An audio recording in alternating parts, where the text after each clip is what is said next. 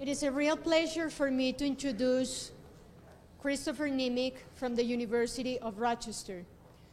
Professor Nimick is a social and personality psychologist from that university.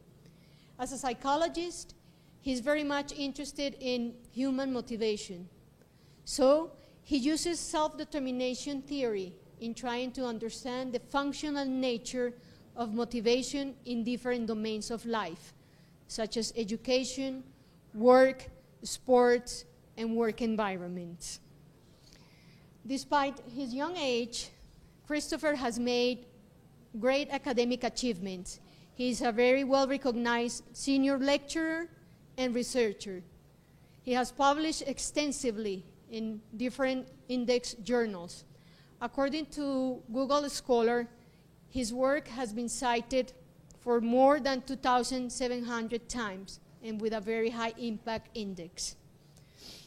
As a lecturer, Christopher has traveled to many countries presenting his research results and giving consultancy to young and old researchers.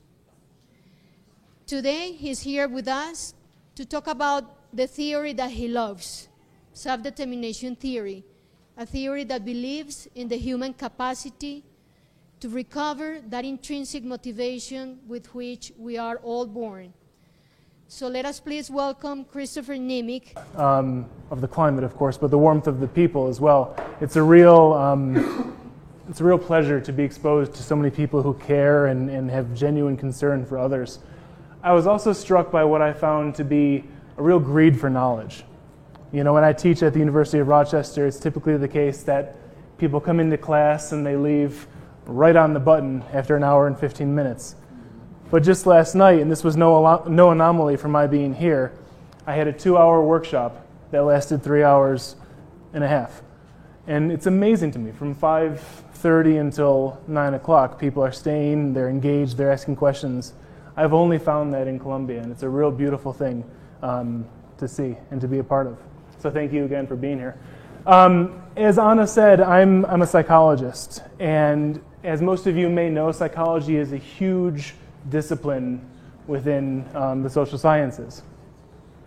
More specifically, I'm trained as a social personality psychologist, which means that when I take a look at a particular phenomenon of interest, I take a look at that phenomenon of interest from two perspectives.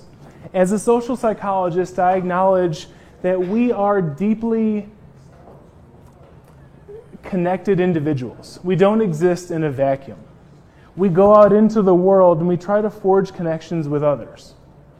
And undoubtedly, the world around us, the social contexts in which we live, have an impact on our thoughts, our feelings, our motivations, and our behaviors. At the same time, individual differences exist and individual differences matter. You know, some of us are highly neurotic, others of us are highly emotionally stable. Some of us are highly extroverted. Some of us, like myself, are deeply introverted. Our mental energies are channeled inward, you know, getting up and talking in front of people. Not really what I would choose if I had a choice. Of course I would, but, you know, it's not really, I don't go into parties and sort of become the life of the party. I'm much more likely to exist over there if I had a real choice. But nonetheless, individual differences exist and individual differences matter, and they affect our thoughts, our feelings, our motivations, and our behaviors. As some of you may know, social personality psychology is a huge and vibrant field within psychology. There are many different areas of study. In particular, the area of study within social personality psychology that I take interest in is human motivation. For me, all that matters in the world, all that matters in life, is human motivation. Look around your own life and ask yourself, does motivation matter? Some of you may be parents, some of you may be in relationships, some of you may be employees, students, teachers, so on and so forth. Undoubtedly, motivation matters in each one of those particular areas of your life. These days, interest in human motivation is booming. It's a very large and very vibrant field of study. And the particular area of study within motivation that I have a deep affinity for is called self-determination theory. And so what I would like to do today is to consider self-determination theory as an approach to enhancing students' motivation and wellness. Now, I've constructed our time together in the following way. First, whenever I travel, and indeed whenever I teach, I take great interest in the thoughts, the opinions, and the perspectives of those with whom I'm speaking. So I'd like to spend the first little part of our time together to consider your perspectives on motivation in the classroom. After we consider your perspectives on motivation in the classroom, I'd like to introduce an overview of self-determination theory. At a fairly general, abstract level, what are the basic principles, the basic tenets of self-determination theory? If we can agree that motivation matters, and if we can agree that the central core of self-determination theory matters, then I'd like to consider an application of self-determination theory to education practice. At the core of self-determination theory is the idea that all people have three basic psychological needs. These are the needs for autonomy, competence, and relatedness. And so if we can see the relevance of self-determination theory in education practice, then I'd like to wrap up our time together considering how we can create need-supportive education climates. To that end, I'd like to consider some work that I've been doing with Anna and with others around the world on students' perceptions of motivating and demotivating teachers. And then finally, I'd like to consider how we can put all of this work into practice. How can we as educators work to support the basic psychological needs of our students in order to facilitate healthy, autonomous, self-determined experiences? So I'd first like to consider a preamble. First, motivation is all around us. It's in our lay language, it's in our naive psychology. And motivation gets defined in many unique, idiosyncratic ways. My question for you is, how do you define motivation? What does motivation mean to you? What does it mean to be motivated?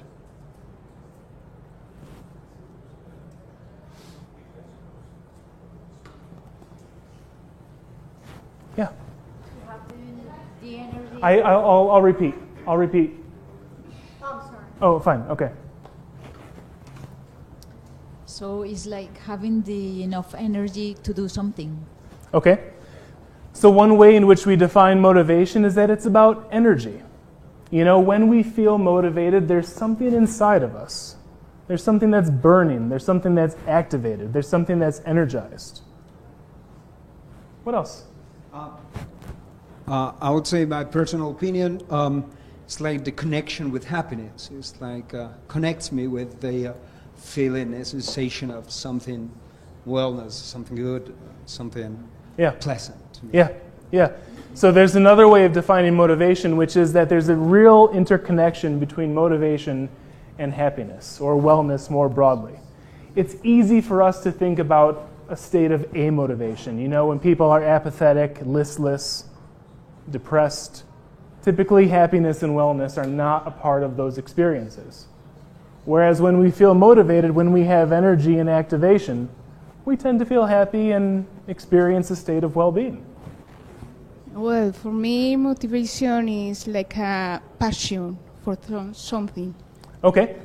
And so another way of defining motivation is passion. And really the key point that she made was passion for something. What it means to be motivated is not only to have energy, which is a part of the definition of motivation, but also to have direction, to have goals, to have values, to have aspirations to which we orient and direct our behaviors. Those best times in our life when we're motivated in a really healthy way involve a state of energy and a state of direction toward valued goals. And so I just solicited three perspectives, and across the three we came up with a really beautiful, simple definition of motivation. Motivation is the energization and direction of behavior, and when it's done well, it leads to wellness. Good. Now,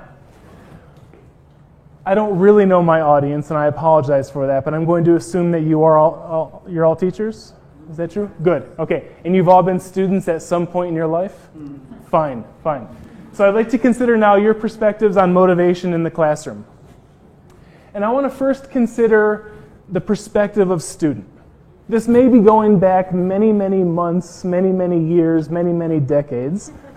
But in any event, place yourself in the mind of a student. You know, we have different experiences about what motivates us in the classroom. My question for you is, what types of experiences motivate you as students in the classroom?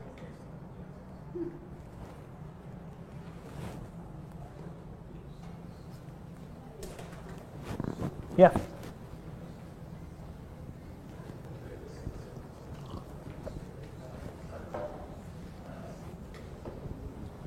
When I have challenge.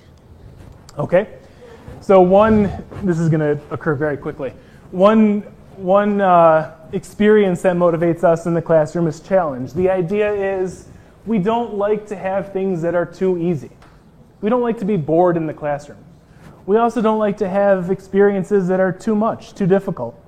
We don't want to be anxious in the classroom. So challenge, particularly when that challenge is optimal, we're really motivated. What else? Thank you. For me, motivation also is also about engagement, and therefore I'm motivated when I'm engaged in some sort of activity for me to learn or to talk or whatever. I'm going to come right back to you, so hold on onto the mic. Motivation is also about engagement. You know, when we're really engaged in our work, we feel motivated. My question for you, and I guess for anyone else, is what do you find engaging? What about a classroom is particularly engaging for you?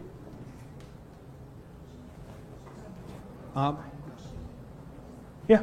Well, may I say, if the question is directed to the person that is in front of us, like, in the leading role, I would say that that person is convinced of what he or she is doing. It's like the teacher or the student? Yes, the teacher is convinced, is totally convinced of what she's doing or he's doing. Okay. I think that motivates me. And so one way in which we're engaged is when we can see very clearly, implicitly and explicitly, that the teacher is convinced about what she or he is doing. Mm-hmm. The teacher has bought into what she or he is teaching. There's a sense of passion, there's a sense of vitality that spews forth from the teacher. For me, it's also like about being involved in the learning process. So not only sitting there hearing and just accept things because somebody's telling me, but also like having the chance to give my opinion and to give a different perspective of the issue. So I am involved in all the process of the learning. It's not enough to have a passionate teacher. It's not enough to have challenge. We want to have a voice. We want to be personally invested in what we're doing. And when we can feel personally invested, when we can see how the material relates to our life, that's when we really have a high level of engagement and a high level of motivation. Hi. Hi. When I was a student, I studied engineering, and now I'm teaching engineering. And in this field, for me, it was very motivating to see real-life applications of what we are learning. Yeah. Can you take the material that's being taught to me, teacher, and tell me why it matters? Or better yet, show me how it matters. Take the formula that are in the textbook and translate them into real life. A final point on this is, no one learns by him or herself. Most classrooms have more than one student in them. Do social dynamics matter in the classroom? And how do they matter for those who are shaking their head?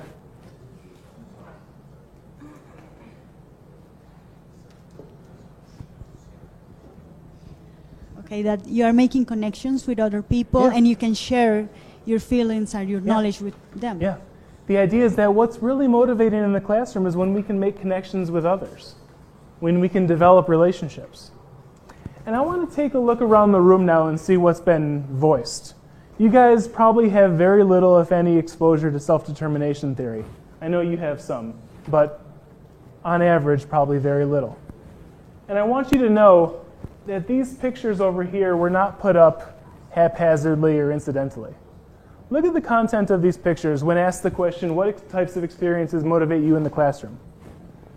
One of the thoughts was, of course I can't put this on the slide. One of the thoughts was, what's really motivating is that when the material relates to my life, when I can see how the material relates to my life and I can make sense of it. I can have a sense of personal involvement, personal connection with the material. That's autonomy. Also challenge. When I can feel like I'm growing, when I can feel like I'm succeeding through what I'm learning, I feel motivated. That's competence. And then finally, connections. I mean, we don't really want to see these connections between teachers and students. We hope we don't see those, but sometimes we do, of course. But we want to form close relationships with important others. Meaningful connections where it's clear that the students care for one another, the teachers care for the students, and vice versa. That's relatedness. And so on your own, of your own accord, quite naturally, you guys have all said that what motivates you in the classroom are experiences that are conducive to autonomy, to competence, and relatedness. That's remarkable. Now, I'd like you guys to flip your perspective. As teachers, we have different ways of motivating our students. You know, we have different goals in terms of how we would like our classrooms to look and how we would like our classrooms to operate. Some of us really prefer to have compliance in the classroom. You know, this is not really me speaking, but I'm a teacher who would love when the principal walks by and she looks in the classroom, everyone is sitting really straight in his or her chair, backs right against the chair, wearing ties, and if they're sort of doing this, like, you know, thank you, that's even better. I don't really care if they're engaged. I don't really care if they're learning. I just don't want people bouncing around off the walls. I don't want them talking outside of their turn. Fine. Other teachers say, you know what? I can't win them all. I will have some students who are engaged, and I will have some students who are not engaged. My job as a teacher is to speak to those students who are willing to listen. If I can have a couple of students who are engaged, I'm doing my job well. And still other teachers say, no, my job is actually to maximize engagement for all the students. It's not enough to have half the class engaged and half the class apathetic. I want, and it's my responsibility to have all of the class meaningfully engaged in the lesson and learning at a deep level. Now, there are different ways in which we motivate our students in the classroom. Some of us say, you know what, I can bring out my long finger and point it at you and say, you better get your act together or else. I'm going to fail you, I'm going to kick you out of the university, so on and so forth. Others may say, you know, I'm bigger than you, I'm older than you, I have more degrees than you. You better get your act together and do what I say. You know, I can raise my voice in the classroom. Does that work? Maybe, but not usually for good outcomes. And then finally, other teachers say, you know, my job is really to work in collaboration with my students. I want to facilitate the process of learning. And the best way to do it is to get down on the level of the students and to understand from their perspective, how do you see this material? How do you make sense of it? How do you relate it to your life? What do you find interesting? What do you find challenging? What do you not like about it? And let's have a conversation that proceeds accordingly. So we have different goals in terms of engagement, and we have different ways of motivating our students. My question for you is, how do you motivate your students in the classroom?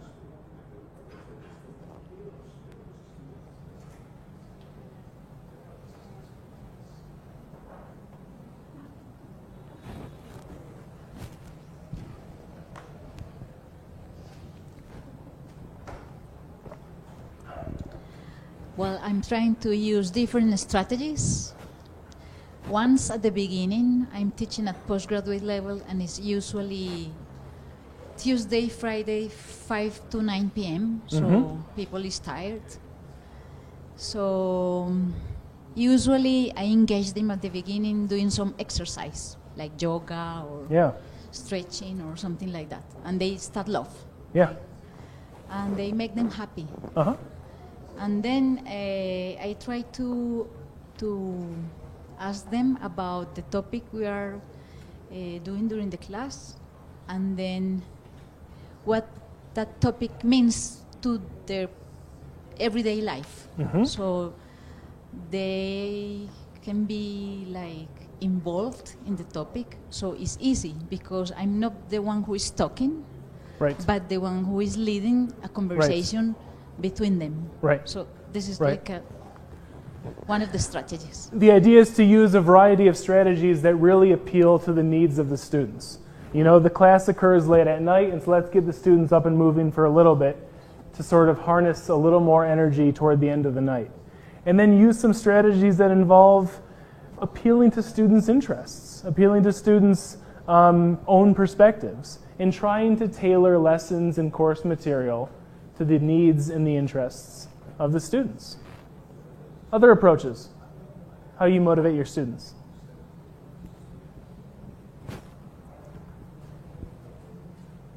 Sometimes I try to play with them, and it works sometimes, but it doesn't work sometimes. It's difficult. For example, I try to put a lot of examples in my classes, but sometimes the students are like, what is she saying? It's difficult try to put this, the theory in the example, and Right. it's try to, it's difficult do this connection. So for me, all depends on the student. Yeah. And so another So- approach is, you know, students differ, Yeah. and how they learn differs. So, and you plan the course and you plan your methodology without taking account who is in front of you. So it's difficult match what you have prepared before and Yeah. what is happening in real life. Yeah. So sometimes it works, but sometimes not. And this is my point. How you manage this situation when it doesn't work. Yeah. So the general theme is that there's a disconnect between the lesson plan that you have and the learning that may or may not be occurring in the classroom. And so the question becomes, how do I tailor my pedagogy to fit the needs, the changing needs and the emerging needs of the classroom? I think that requires a lot of flexibility. And what we're going to talk about are ways in which teachers can be need supportive.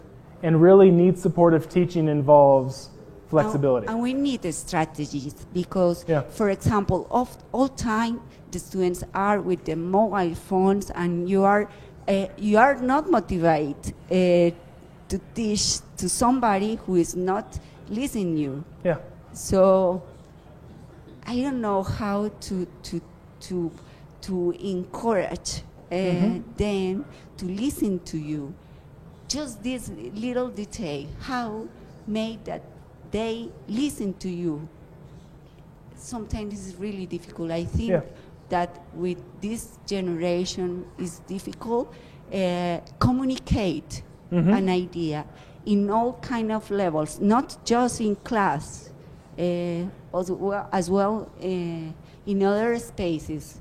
When you are talking with them in a dinner or something like that, you are seeing showing that they are with these mobile phones, and you are how you communicate with them.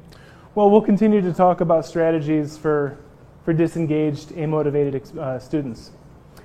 Keeping your own motivational experiences in mind, I'd like to introduce you guys now to 5 hypothetical students who characterize a variety of reasons why we do what we do in the classroom. Students complete their studies for a variety of reasons. Andy, for example, studies to earn a good grade or to avoid being ridiculed by his classmates as incompetent. Now think back over all of your educational experiences. How many of you, by a show of hands, have ever had an experience similar to Andy's in the classroom?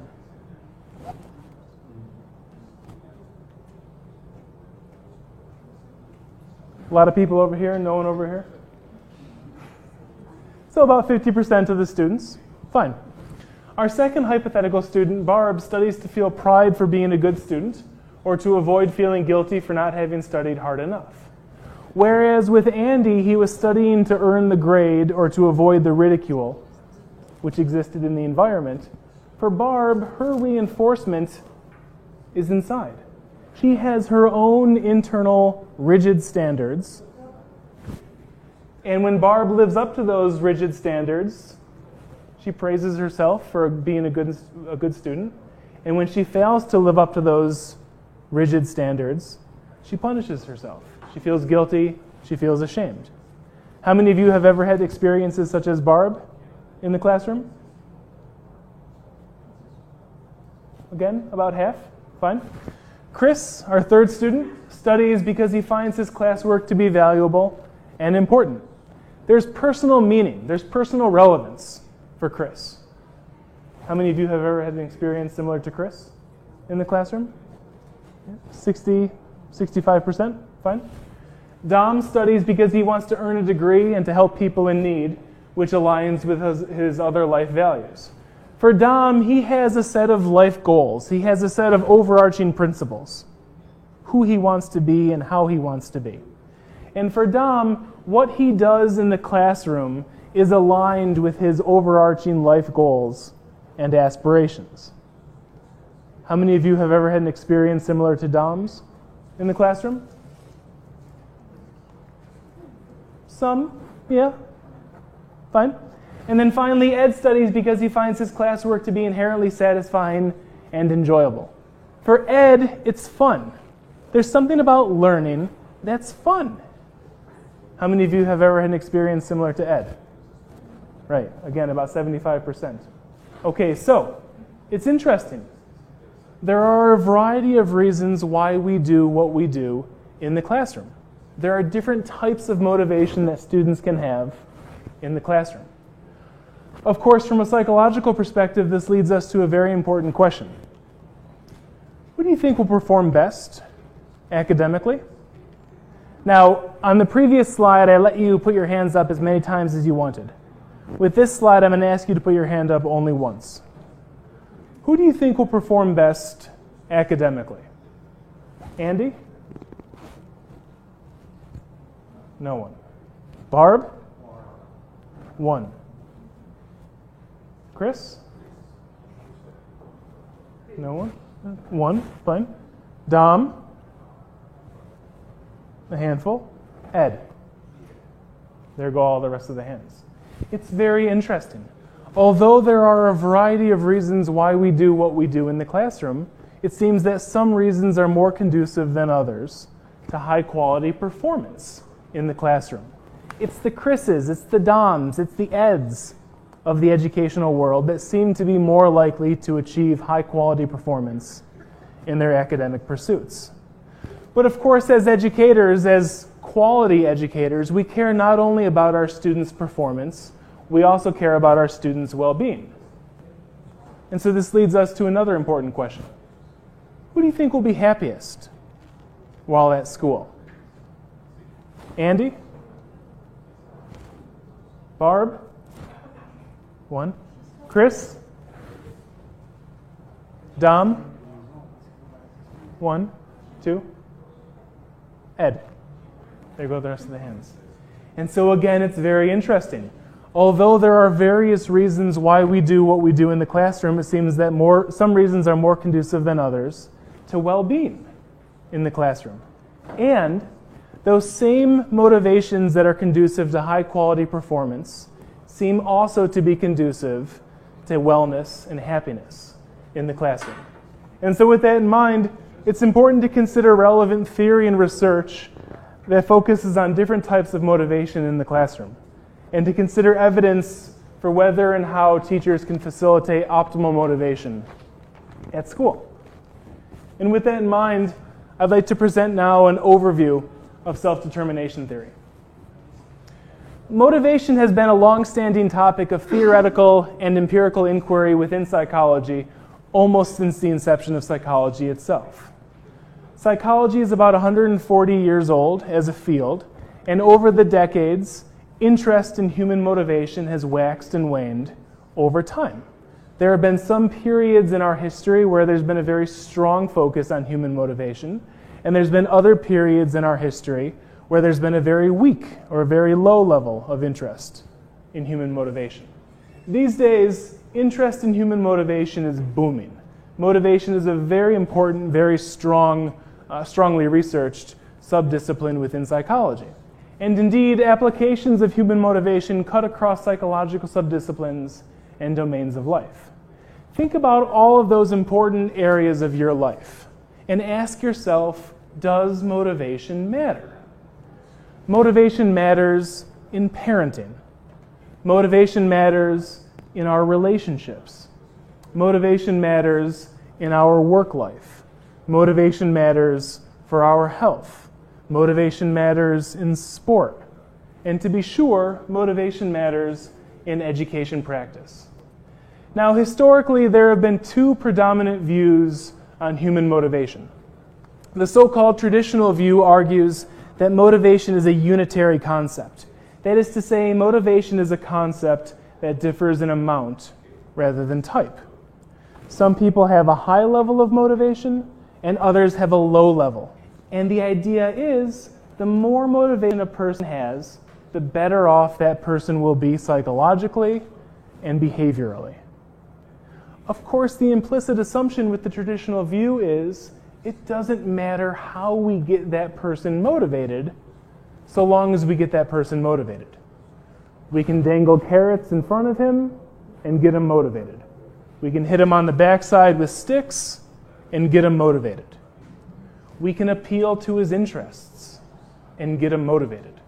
It doesn't matter how, so long as his motivation is high. In contrast, the differentiated view considers that there are different types, distinct types of motivation that function in very different ways. And self-determination theory views motivation from a differentiated perspective. One type of motivation is called intrinsic motivation.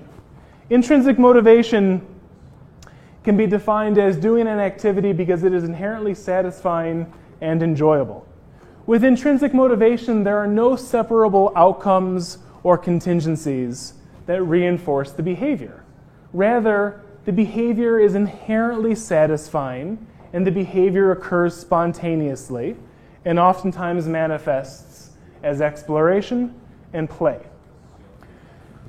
To see intrinsic motivation, look at what children do. I mean, have any of you guys ever been around children at 2, 3, 4 years before the world has polluted them with our own agendas for them? What do children do in those very precious early years of their life? They discover, they play, they're curious, they explore, they manipulate. They manipulate everything in their world in order to understand how the world works. Children don't require rewards. They don't require threats of punishment to play. Rather, they do so because it's enjoyable, and they do so because it's fun. It's intrinsically motivated. Now think about those times in your life when you experience intrinsic motivation. Think about those times when you're pursuing your hobbies, when you're being playful. How does it feel? Great. How else does it feel? Happiness? Satisfaction? I imagine that you have experiences such as interest, excitement, and enjoyment. Intrinsic motivation feels good because intrinsic motivation is good for us. And indeed, intrinsic motivation is the prototype of autonomous, self-determined behavior. Now, intrinsic motivation is a beautiful experience. And intrinsic motivation is a very delicate experience. Intrinsic motivation is easily impacted by social conditions in the world around us. And research within self-determination theory over the last 45 years has carefully examined what factors in the environment affect intrinsic motivation. And what the research has shown is, unequivocally, contingent rewards undermine intrinsic motivation. If you take someone who enjoys doing something and you pay them for doing it, over time they will lose their inherent satisfaction for the activity. You know? Let's say that you like soccer. You know, you would play soccer simply because. You don't need anyone to tell you play soccer. And in fact, when people tell you to play soccer, the experience feels worse than if you just did it naturally. Fine. And you're an 8-year-old girl. Not like that you are, but imagine that you are. And your father comes along and he says, what's your name? Maria. Okay. Maria, I have an idea. I know you love soccer, but I think I can get you to really enjoy playing soccer. Every time you score a goal, now this is going back to whatever, 1990 or 1995, I don't know how old you are, but every time you score a goal, I'm going to give you 40,000 Colombian pesos. Wow. I mean, I loved playing soccer to begin with, but now I'm going to get paid for playing soccer? What can be better? And so Maria goes about her time and she kicks the ball in the net and she gets a 40,000 Colombian peso reward. Great! And she does it again and she scores and she gets paid again. Fantastic. But what happens in that experience? Over time, she starts to see her behavior not as, I'm doing this because it's fun, but I'm doing this because it leads to a reward. I'm doing this to get paid. And so her focus shifts. She starts to feel much less choiceful and much more like a pawn to her father's money. God forbid you don't score a goal. Oh, what a waste of an hour and a half that was. I could have gone to work and made some real money. Or your father, his pockets run dry. What's the point of playing anymore? I can't get paid. Contingent rewards undermine intrinsic motivation.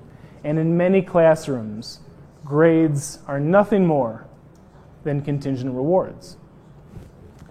Threats of punishment undermine intrinsic motivation.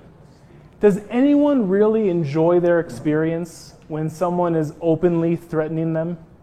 You better take good notes or else you won't have dinner tonight? No, of course not. Deadlines. Raise your hand if you like deadlines. Not even you who thought that Barb was going to be the best ever? Deadlines undermine intrinsic motivation. Surveillance. I'm going to keep on talking, and I want you just to keep on taking your notes, and I'm just going to closely monitor what you're... No, I'm serious. I'm going to closely monitor what you're doing. Wait a minute, I need to actually see what you've done so far. So let's see. Self-determination theory, that's good. Relatedness, that's good. Motivation, you're doing good. Keep up the good work. Does anyone really enjoy their experience when someone else has their nose poking around their business? Absolutely not. Surveillance undermines intrinsic motivation. And finally, evaluations. Even when the evaluations are unequivocally positive, the very fact of being told, go and make a piece of art, and then give it to me and I'll evaluate you on your artistic ability, leaves you feeling more pressured and less free in what you're doing. So again, rewards, threats, deadlines, surveillance, evaluations, all undermine intrinsic motivation. In contrast, choice, meaningful choice, enhances intrinsic motivation. And from a self-determination theory perspective, this leads to a very important question. Why? Why do rewards, threats of punishment, deadlines, surveillance, evaluations all undermine the sense of choicefulness that we have with intrinsic motivation? And choice enhances intrinsic motivation. And the answer is all people, regardless of gender, age, culture, social class, all people have a basic psychological need for autonomy. We all need to feel volitional. We all need to feel self-determined. We all need to feel as though we reflectively endorse our behavior. When autonomy is experienced, intrinsic motivation is more likely to be experienced. Now, self-determination theory has its critics, and one of the loudest critics comes with regard to whether autonomy is a universal need. We make very strong statements that all people need autonomy. And there's a group of researchers who are called cultural relativists, and what the cultural relativists say is Easterners, East Asians, they don't need autonomy. They're much too collectivistic to need autonomy. Women, they don't need autonomy. They're much too interdependent to need autonomy. The working class, they don't need autonomy. They too are much too interdependent to need autonomy. You're a woman. I ask you, do you like to feel subjugated? Do you like to feel pressured and pushed around in life? No. All people, regardless of gender, age, culture, social class, have a basic psychological need for autonomy. Other research has shown that negative feedback undermines intrinsic motivation, whereas positive feedback enhances intrinsic motivation. Again, why? And the answer is, in addition to a need for autonomy, all people have a basic psychological need for competence. We all need to feel capable. We all need to feel effective. We all need to feel masterful in what we are doing. When we feel autonomous, when we feel competent, our intrinsic motivation flourishes. Now, intrinsic motivation tends to decline with age. And a second type of motivation is called extrinsic motivation. Extrinsic motivation refers to doing an activity because it leads to a separable outcome or consequence, such as obtaining a reward or avoiding a punishment. Extrinsic motivation characterizes those behaviors that we do that are not inherently satisfying and enjoyable. And indeed, a large majority of the behaviors that we do as adults are extrinsically motivated. As parents, I have 2 daughters. We don't change our children's dirty diapers because it's so fun and enjoyable and I can't wait to take another wipe. Absolutely not. We do so because doing so helps protect the health and the well-being of our children. And so this leads us to an important question. Can extrinsic motivation be internalized? Can it be internalized such that we come to a place of doing the extrinsically motivated behavior willingly, with a sense of autonomy, with a sense of volition? Within self-determination theory, internalization is the active, natural process of coming to endorse the value of an extrinsically motivated behavior. Internalization is necessary for the self-initiation and the maintenance of behaviors that are not intrinsically motivated. And what we see is that people tend to internalize aspects of the environment that are endorsed by important others. Think about those values that you hold. Think about those beliefs that you have. And I'm willing to bet that with some reflection, you'll realize that a large part of who you are is a function of those in the world to whom you feel close. It's likely that you internalize your parents' values, your friends' values, your lovers' values, to the extent that you feel close to them. Why? Because in addition to autonomy and competence, all people have a third basic psychological need for relatedness. We all need to feel cared for by others. We all need to feel connected with others. We all need to feel concerned for and with others. And together, when we experience autonomy, competence, and relatedness, we tend to feel not only intrinsic motivation, but we tend also to internalize extrinsically motivated behaviors.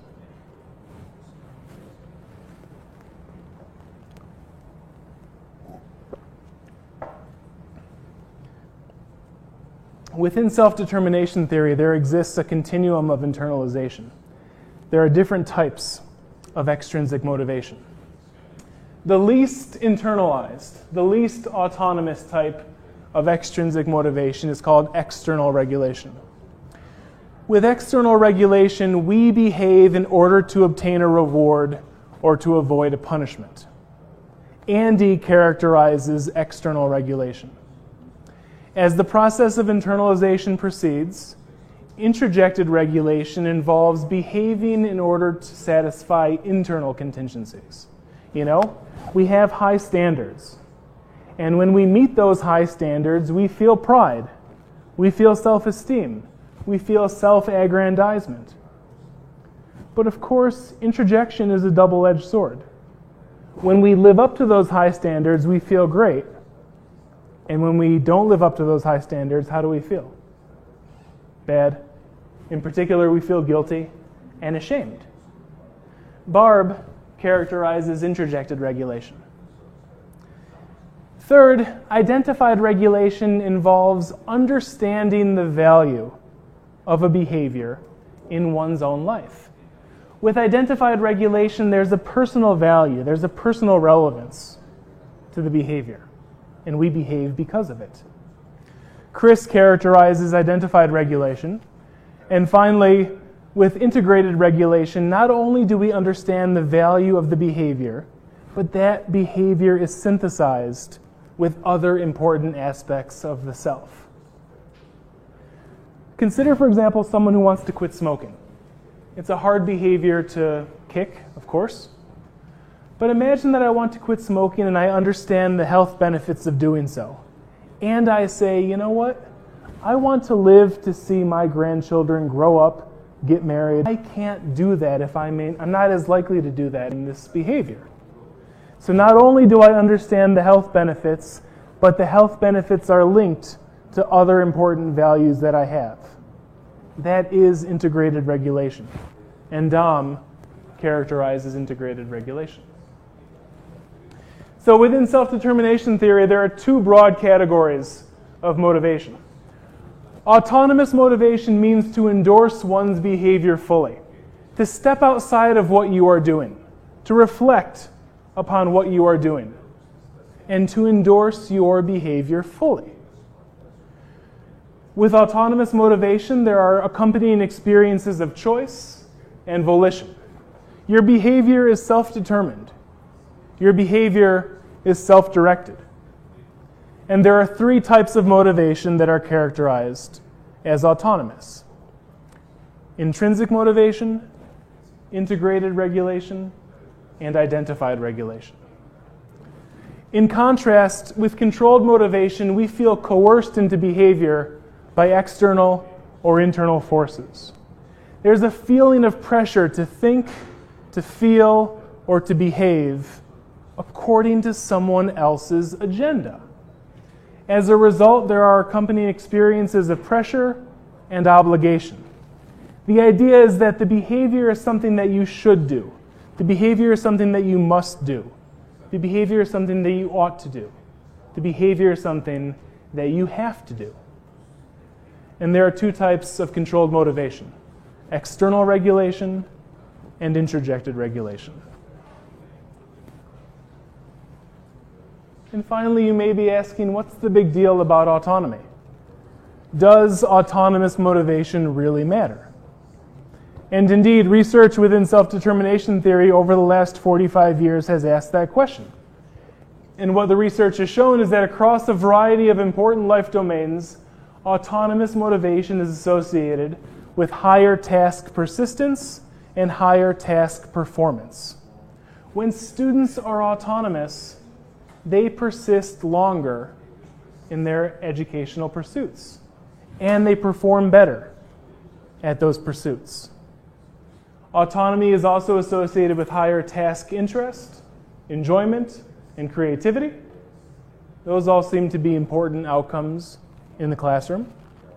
Autonomous motivation is associated with higher levels of relationship quality, higher levels of psychological health, and higher levels of physical health.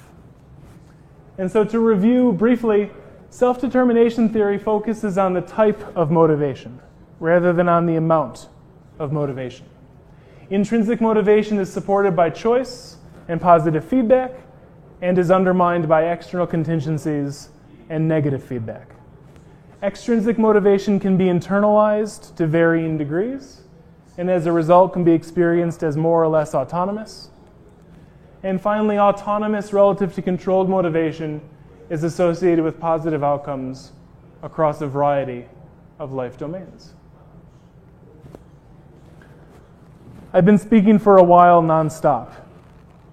It's sort of what I do, and it's fine. But I want to pause and see if there are any questions, any comments, any reflections that you all may be having now.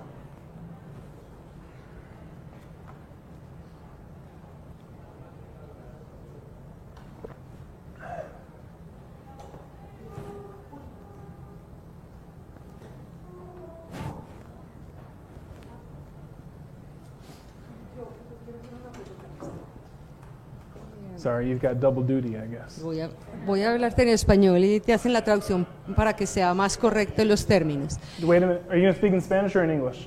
En Spanish.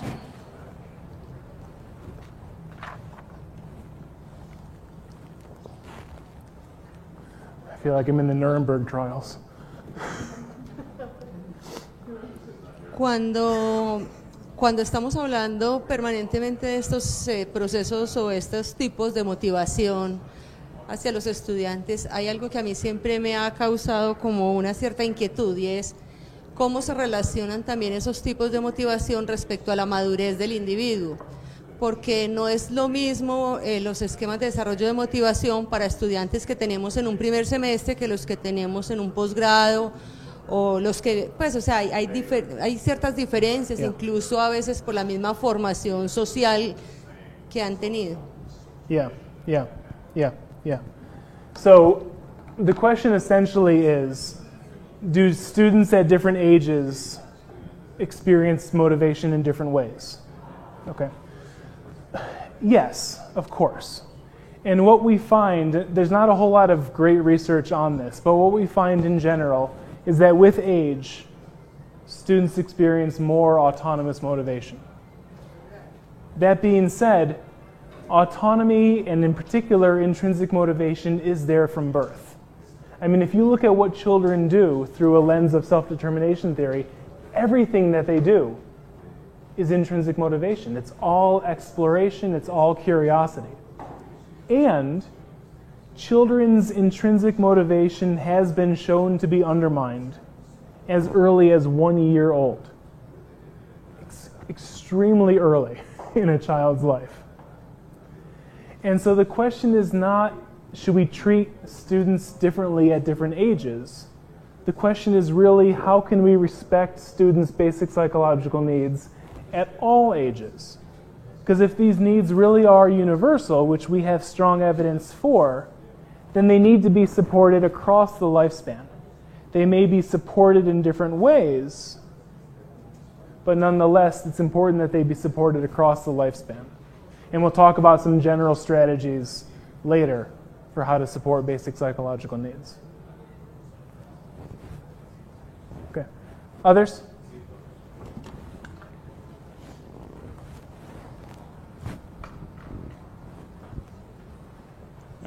Well, I have a question, and it's regarding about the grades on the school and the college. I mean, how to avoid the thing that the grades stop the internalization process. Maybe with the innovation in educational psychology or in educational environments, maybe it will stop it, but the system itself asks for the teachers to of course. To maybe to label a student with a grade. Of course. So. Of course. Grades, I mean, we'd love to believe that they're going away, but they're not. Grades have been around for a long time, and they're going to be around for a long time. The question is not, can we get done with grades?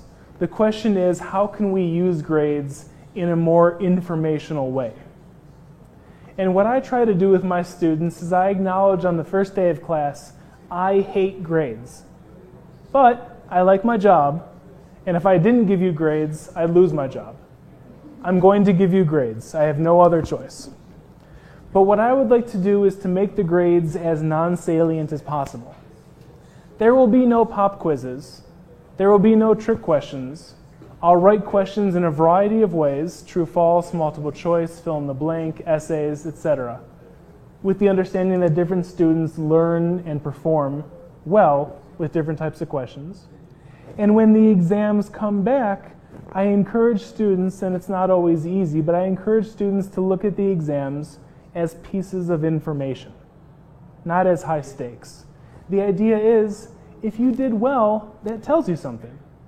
If you did not so well, that tells you something too. It doesn't tell you you should work harder. It tells you, here's where you're doing well, here's where you have some areas for improvement, and let's make sense of that together if you're willing, or at the very least, go and make sense of it for yourself. And so I try to remove the high stakes from the exam, and I try to use the exam much more, and the grade, much more as a piece of information, rather than as a high stakes contest. Other questions before we continue? Okay, got some more fuel. I'm ready to go. I love talking about human motivation, and I love talking about human motivation in the domain of education. And the reason for that is education is all around us. I mean, it's hard to think of any human being on the face of the planet who has not or will not be exposed to some formal education in his or her life. And when you have a domain as broad as education, people speculate about how we're doing. They philosophize. That's probably not a word, but they philosophize about how we're doing in education.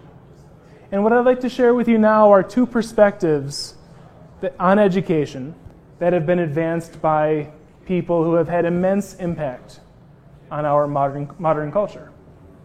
The first comes from a very smart man. He gave us general relativity and sort of changed the way in which we understand the world around us.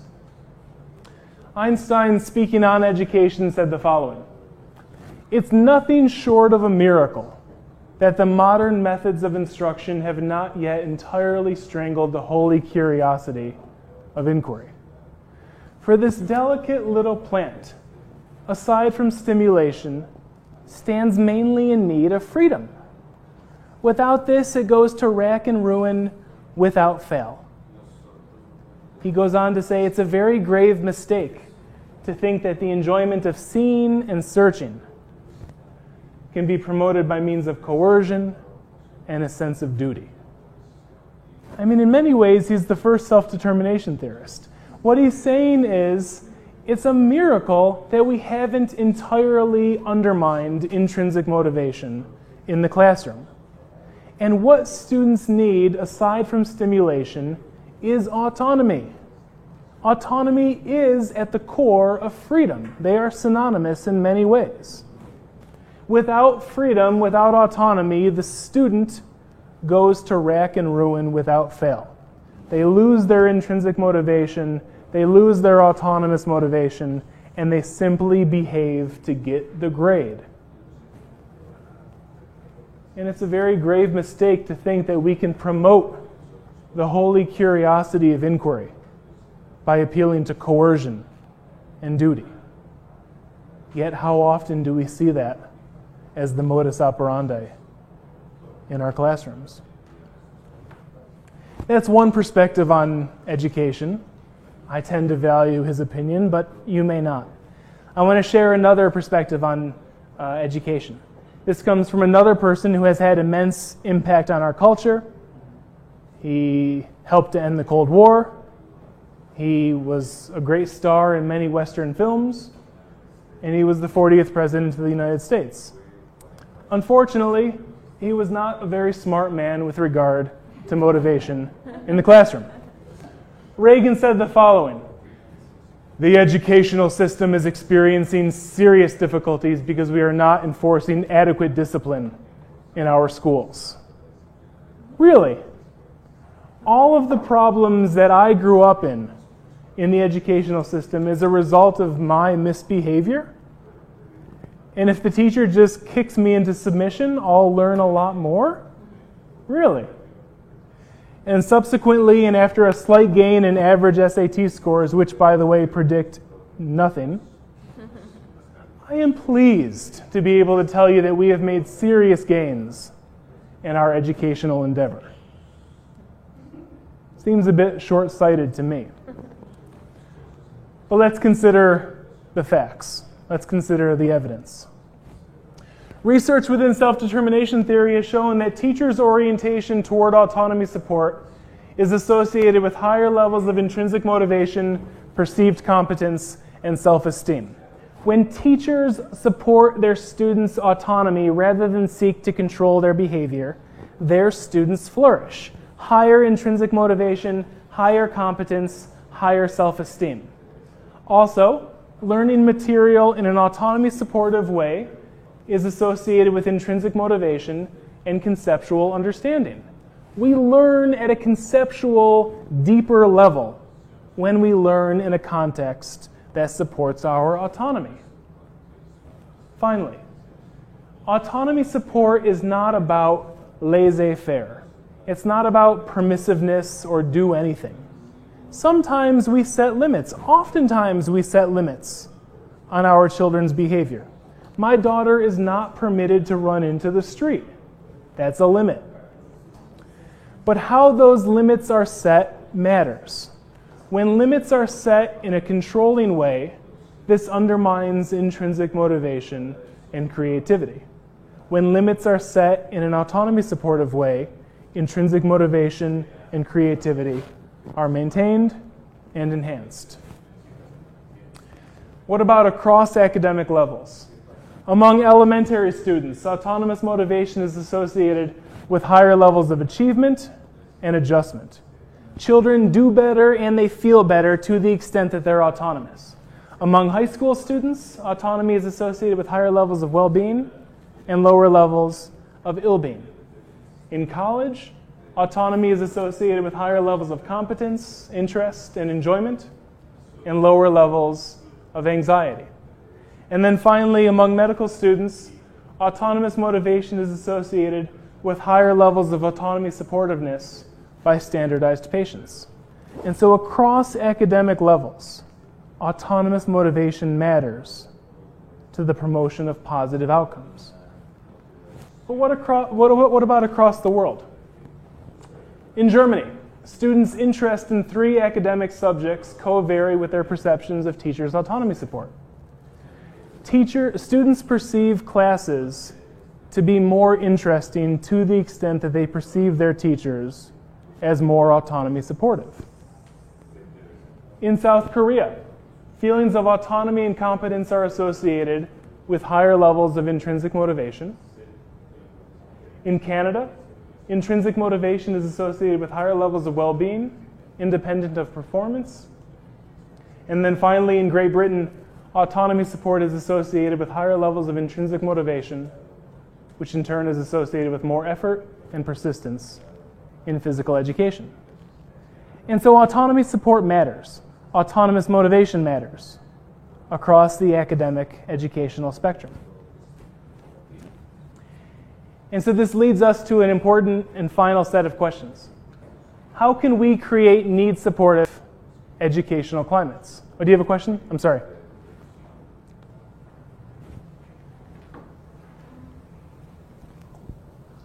Maybe some authors talk about Latin American people, the studies of motivations of students, motivation in Latin America.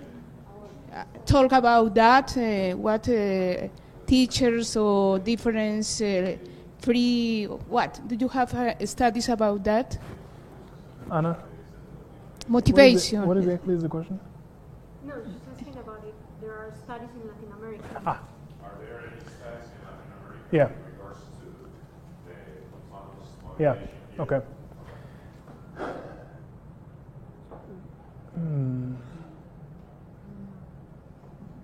I can think of one from Brazil That was part of a larger study on autonomy support, I think from parents.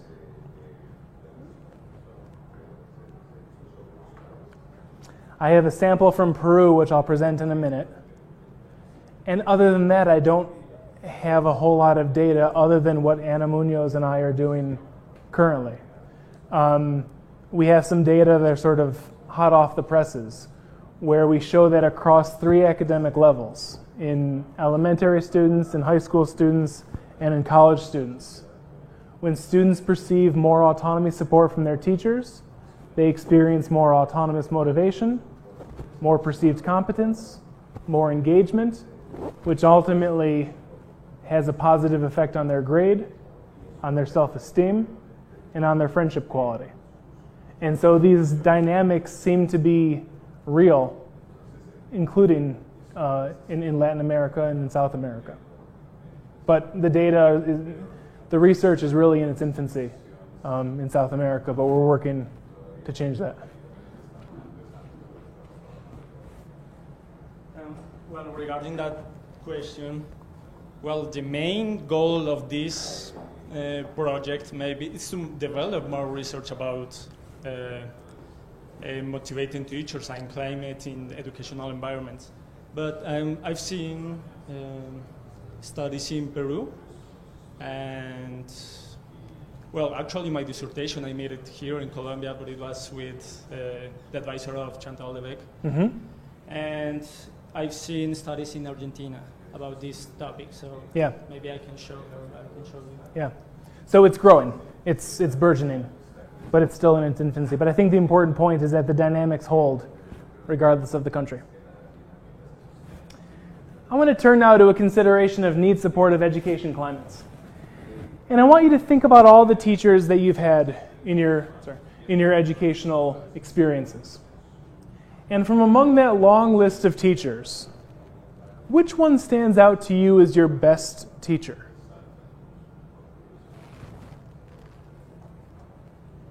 Do you have someone in mind? Or a group of people? Fine, okay. With that person in mind, I want you to ask yourself 2 questions. First, how does he or she relate to you? And second, what types of opportunities does he or she afford you?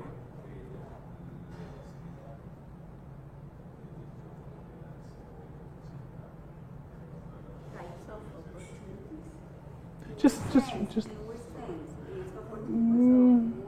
in the classroom, how does the teacher allow you to behave, allow you to think, allow you to feel in the classroom? Just take less than 2 seconds. Now return to that long list of teachers. And which one stands out to you as your worst teacher? I mean the one who more or less looked like this. And with that person in mind, ask yourself, how does he or she relate to you? And what types of opportunities does he or she afford you? I have a quiz. I never give quizzes except for when I'm lecturing in other countries, but I have a quiz. How many of you would agree with this set of statements either in part or in full?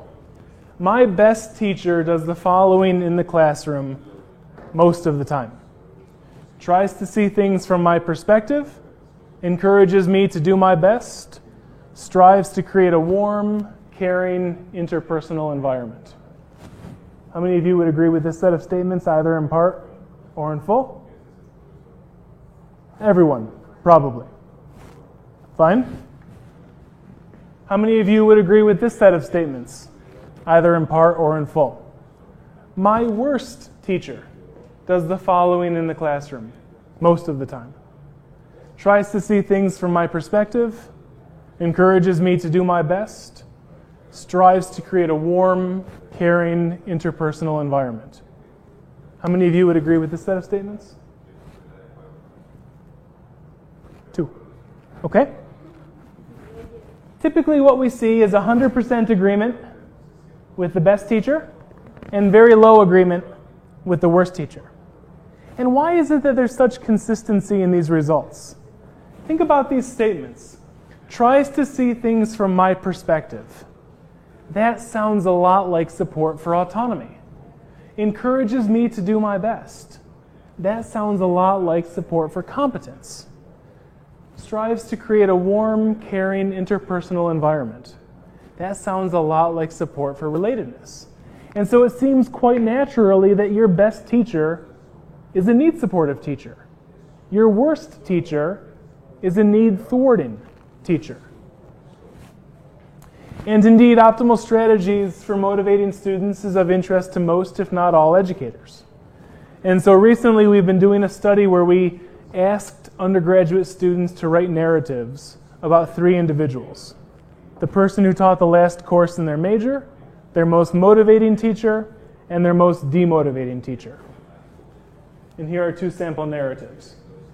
With regard to the motivating teacher, the course was mostly discussion, and the teacher made the class interesting. He let students choose their writing topics and welcome new ideas. He encouraged my disagreement with his opinions so that I could express my ideas. I learned a lot about this course, and it was not about the grade. It was about exploring new ideas and perspectives. Consider now a narrative about a demotivating teacher. This teacher apparently did not feel the need to connect with or to help her students. She gave constant praise to the students who understood the complex material, while she verbally abused the students who did not, telling us that we did not deserve to be in her course because of one bad grade. She repeatedly refused to give me extra help, so basically, it was all up to me. So we coded those narratives for content related to autonomy support, competence support, and relatedness support. And what we found first is that relative to the teacher of the last course in the major and relative to the demotivating teacher, students wrote about their most motivating teacher as one who supports their autonomy, who supports their competence, and who supports their relatedness. And so quite naturally, just like you did, students distinguish their best teacher from their worst teacher as one who supports their basic psychological needs. But you may be saying now, come on, students love grades. Grades are a great motivational tool. Grades should be motivating, right? And so we coded those narratives also for grade focus and grade emphasis. And what we found, in line with our hypotheses, but contrary to a typical naive view, is that relative to the last course in the major and relative to the motivating teacher, students wrote about their most demotivating teacher as one who emphasized grades in the classroom. And even though the teachers, the demotivating teachers, emphasized grades, the students reported their worst grades in the demotivating classroom. So all the hard work that the teachers were doing, trying to emphasize grades, had a paradoxical undermining effect. It's nice that you can do this with 123 American undergraduates, you may be saying.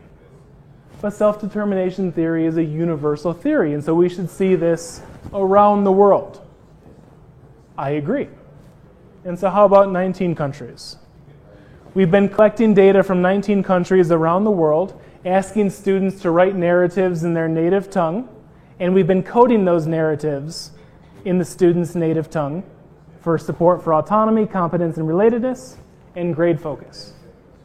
And unequivocally, across all the nations that we've sampled, we found strong support for hypothesis 1, that motivating teachers are teachers who support autonomy, competence, and relatedness.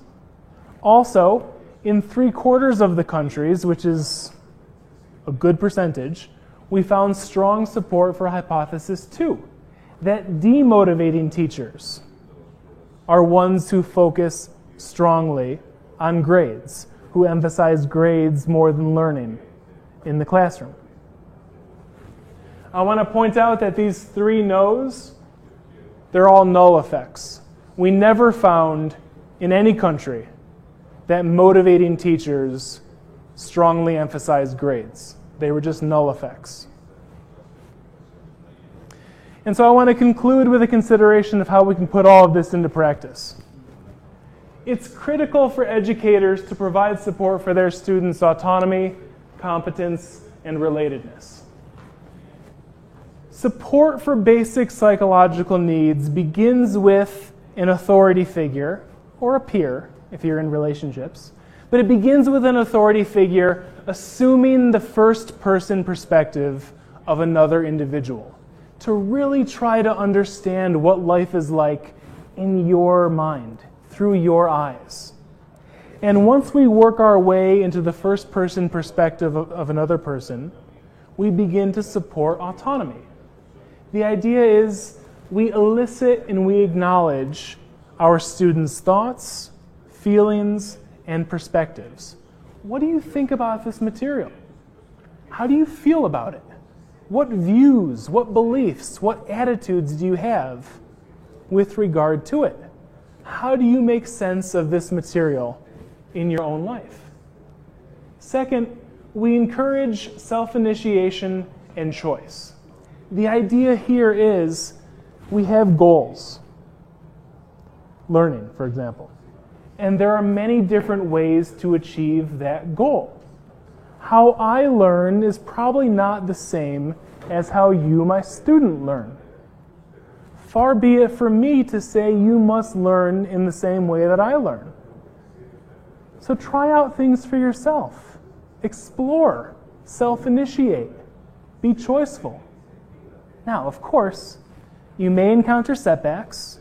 You may encounter shortcomings. You may fail. But I will be there to help boost you up if and when you experience those setbacks. Third, at times we set limits on our students' behavior. At times we make requests of our students. And it makes all the difference if we can provide clear, meaningful rationales when limits are set and when requests are made of our students. Students will only internalize the value of what we are asking them to do if they understand the value of what we are asking them to do. And then finally, we minimize use of controlling language. Controlling language is all around us. Should, must, ought, have to. It spews forth from our mouth. As peers, as parents, as romantic partners, as bosses, and indeed as teachers. Think about how you feel when someone says you should work harder. You feel like a pawn. You feel like someone else is pulling the strings on my life. Let's refrain from that type of language as much as possible in the classroom. What about support for competence? Support for competence begins with a real belief that the student can succeed. There will be so-called difficult students. But as a need-supportive teacher, I want to believe that somewhere inside of you, there's success that's just waiting to blossom, that's just waiting to come forth. Our job as educators is to always be positive that our students can succeed.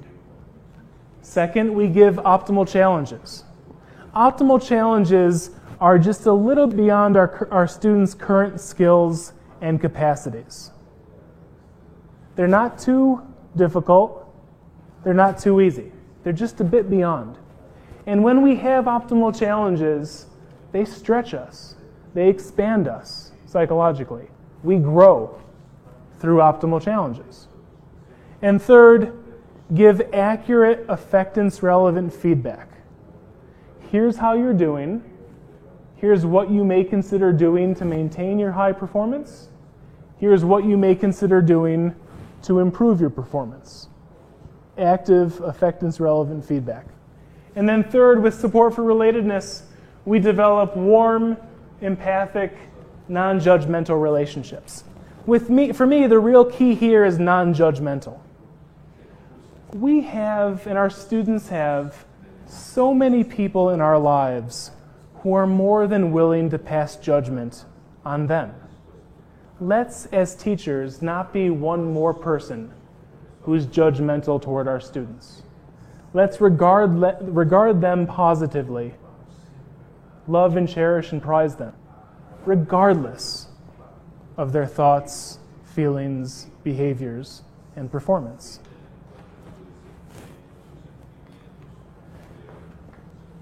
It is possible for people to learn to be needs supportive.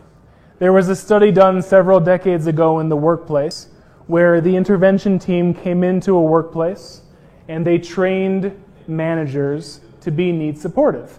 They spent 13 days training managers, which is not a lot of time.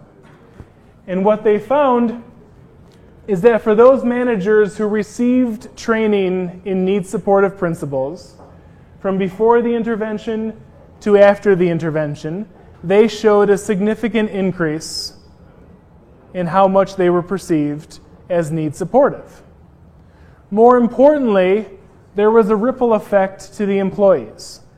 The employees who had managers who were needs supportive, they reported higher levels of trust and higher levels of job satisfaction in their jobs. And so to conclude, the quality of students' motivation matters. Autonomous relative to controlled motivation is associated with higher levels of conceptual understanding and personal development, and teachers can facilitate autonomous motivation in the classroom by providing support for their students' autonomy, competence, and relatedness. And with that, and for your time, for your attention, for your very thoughtful and provocative questions and comments, I say thank you.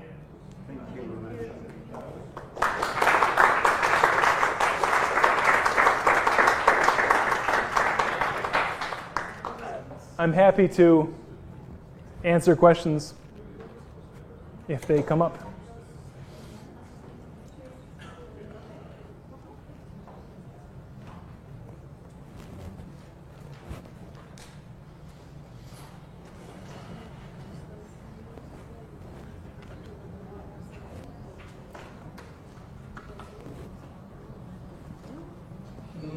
Well, first of all, I'm not sure if you know about this, about the Proyecto 50, or this project. It's a project of innovation in educational environments applied here at FIT University. So actually I come here to work and to assess, to make research into what's the impact of the innovation into the motivation of students. So, well, I've been working with scales and questionnaires such as Learning Climate Questionnaire, basic psychological needs, and self-regulation scale. Mm-hmm. So maybe you can advise me or tell me what else can I use in order to assess. I know that you use narratives in cross-cultural research. Yeah. It all depends upon your research question. It's very difficult for me to say what questionnaires you should be using without knowing your research question. But I think you begin with a very good set of questionnaires when you say things like need support, relative autonomy, perceived competence, need satisfaction, because those really form the motivational core of our line of research.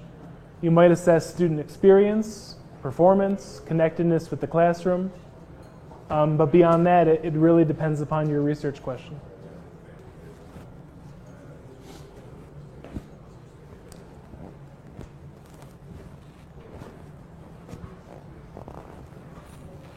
I wonder if you have any answer about an issue that is happening right now here, as we have a lot of millennials, and millennials are very difficult to captivate, to engage, to enroll. So if you have any advice with this kind of students that are more and more coming in the university. Yeah. So the question has to do with millennials and what to do with millennials who are very entitled, who are very distracted, and who have a whole bunch of stuff coming at them concurrently and makes it very difficult to be focused. As with anyone, because millennials are no different psychologically than you, or I don't even know if I'm a millennial, I doubt it, I hope not. But in any event, we're all the same people. The question is, can we develop curricula, can we develop lesson plans that spark interest and engagement in our students, that speak to the issues that are a concern of our students? We're much more likely to captivate our students, millennials or whoever, if we can speak to them through our teaching. I acknowledge that it's difficult, and I would probably encourage you to acknowledge that with your students as well. Hey guys, I understand, I mean, you may not believe it, but I understand what's going on for you. I see it, I get it. Let's see how we can make the best use of our time together, given all the distractions, given all the other concerns that are a part of your life. And so it's working with them rather than against them.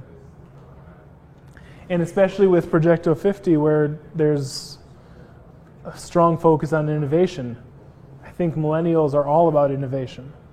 And if you can develop curricula that bring innovation to bear in the classroom, more power to you. Buenas tardes.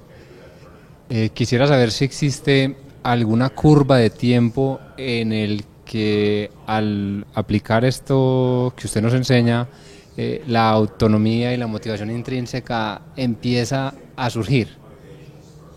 Y la segunda pregunta es, ¿qué metodología utilizó para codificar las narrativas? Gracias.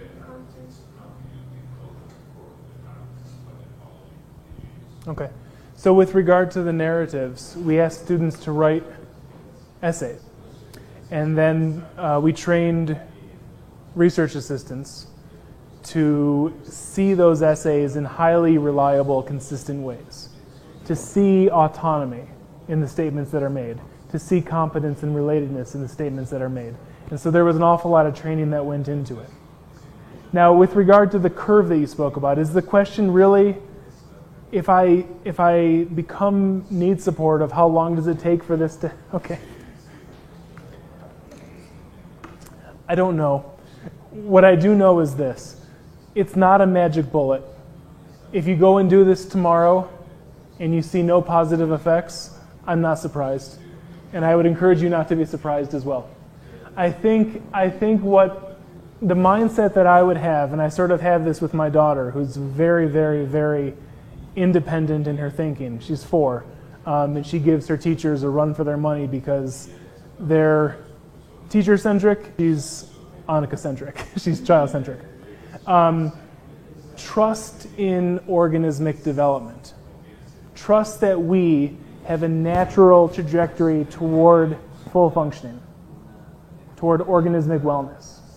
And that our job is not to shape development in a certain way. Our job is to create conditions by providing need support in which optimal development can occur. It's the task of a human being to develop, and we become biologically equipped to move toward growth and health. What we as socializers do, if we're good socializers, is we provide support for autonomy, competence, and relatedness, and allow those natural trajectories to move. It takes time, of course. Gracias y adiós.